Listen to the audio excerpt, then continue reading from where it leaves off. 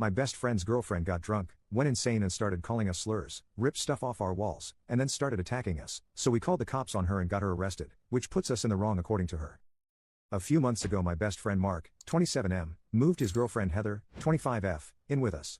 My wife, Cindy, 27F, and I, 26M, were okay with this.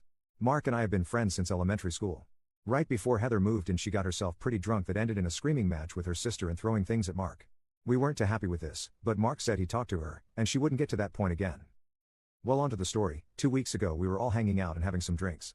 Mark and Heather were going a little crazy, but they're adults so whatever. Well, Cindy and I decided we were going start on dinner since Heather was pretty unintelligible and it was like 9 p.m. Mark started also working on dinner, so I hung out in the living room while Cindy went to our room. Heather goes into their room, then she comes back out and heads outside for like 20 minutes. I asked if she was good and got a small mumble. Heather comes back in, goes into the kitchen and then back into their room again. At this point Mark is done making their dinner and goes into their room. Mark comes out and sits with me in the living room and we are talking about my brother's upcoming bachelor party.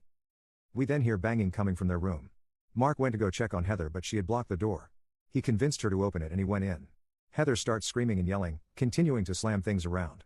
After about 10 minutes of hearing Heather yelling and Mark trying to calm her down, I went in and told Heather she needed to calm down. She starts yelling some really weird and extremely racist things that I won't put here. Heather is half Hispanic, half African American BTW. She starts getting louder and tearing things off the walls. I told her she needed to go outside to calm down. She refused and started picking up their bed and slamming it down. I told her if she didn't stop we would call the cops so she could go calm down somewhere else and wasn't tearing things up. She just got louder and slammed the bed even more. I told Cindy to call the cops and tell them we needed Heather gone for the night.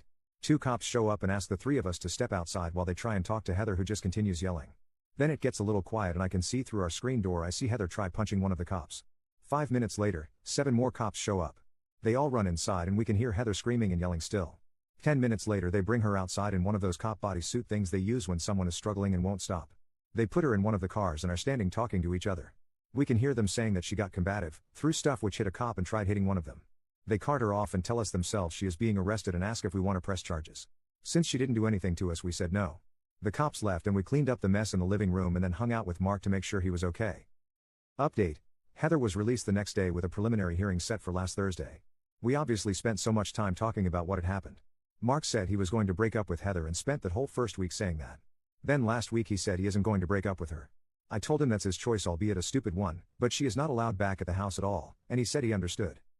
2 days before the preliminary hearing Cindy and Mark are subpoenaed to court. Sadly, I wasn't, so this part is secondhand from Cindy. Cindy told me that because it's a felony the judge is passing the case on to district court for magistrate. I guess the DA went up to Cindy and Mark and said they could offer Heather a plea deal where she would basically be on probation with mandated therapy and mandated AA. Now whether the district judge accepts that is anyone's guess. I talked with Mark that night after I got off work and he said they had a long talk after that and are staying together but won't be attached at the hip. Mark also said Heather doesn't remember anything after we stopped hanging out. He has spent every day since then with her, but that's his thing, so I don't really care. Cindy and I were out of town this past weekend and we noticed on our doorbell camera that her car was magically gone at the same time Mark's was gone. I confronted him and he insisted she never went inside, and our doorbell doesn't show she went in. Cindy and I talked and were ready to kick him out too. We had another talk last night and he is moving out because they are finding a place together. We also told Mark we wanted an apology even if Heather didn't think she deserved it. Heather has been telling Mark that she was trying to leave and go to her brother's. She walked outside the one time and came back in with nobody trying to stop her. She also said that I started a confrontation with her and that's why she went off the rails. I called BS because why would we try to stop her from leaving unless it was in a car, and we also asked how she knows this if she was supposedly so blackout that she doesn't remember anything. Mark claims he doesn't remember anything until after the cops left. Which is not true because we talked about what happened multiple times over the days after this occurred. He's just being an idiot and we won't be dealing with it anymore. Either way, both are moving out. Heather isn't allowed back except to get her stuff, and we will have an officer there when she is there.